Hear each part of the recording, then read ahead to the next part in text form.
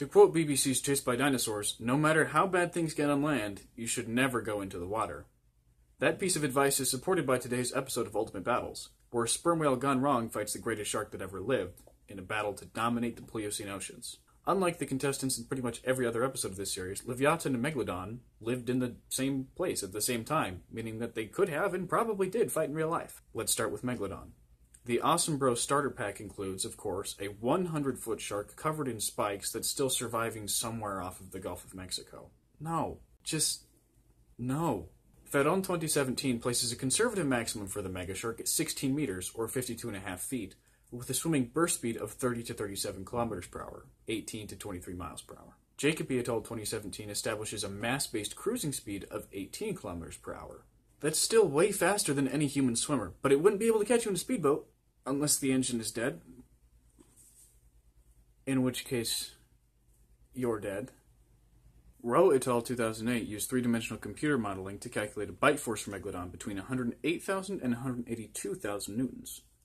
They also arrived at a conservative mass estimate of 47 metric tons. Pimiento and Balk 2015 and Great White Sharks, The Biology of Carcardo and Carcarius both support an 18-meter size limit, while the latter imposes a body mass ceiling of 59 tons.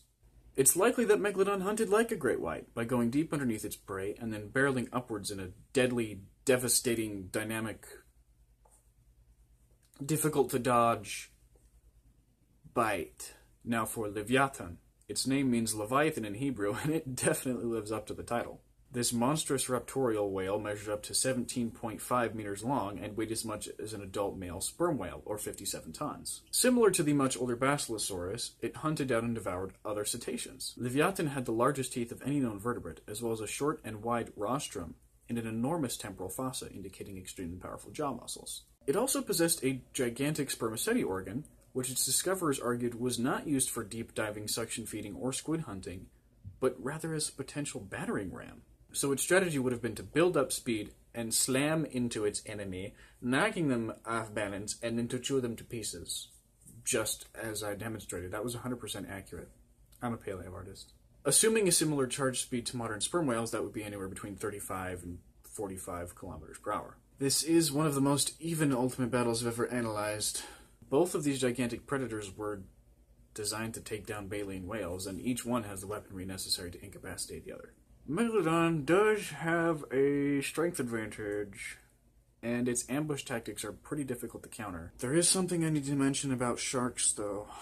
Tonic immobility. It's a sort of paralyzing hypnosis found in several classes in the animal kingdom, including birds. In sharks, it's triggered by either overstimulating the facial ampullae or turning the animal upside down. There are records of cetaceans using this as a hunting strategy against sharks. In 1995, an orca paralyzed a great white and held it upside down for 15 minutes until the shark suffocated. It's entirely possible that Livyatan's ramming technique could induce this paralysis on Megalodon.